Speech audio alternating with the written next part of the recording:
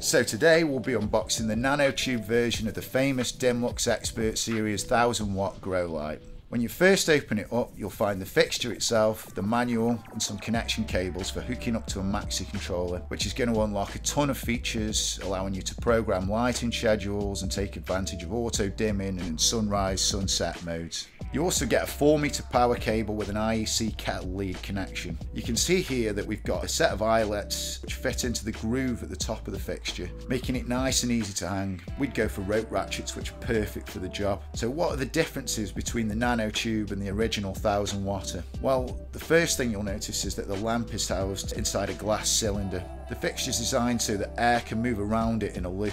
Cold air is pushed in through the inlet, which is closest to the ballast, and it leaves via the outlet closest to the reflector, taking most of the excess heat with it.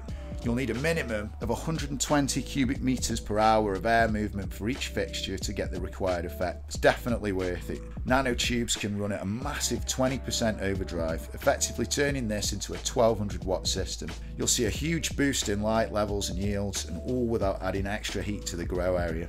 When fitting the lamps, you want to make sure that the vacuum seal faces towards the canopy and not towards the reflector. And make sure that the getter, or the small metallic square, is closest to the ballast. You can check out our blog for a complete guide. For more info, visit onestopgrowshop.co.uk or come and see us in store.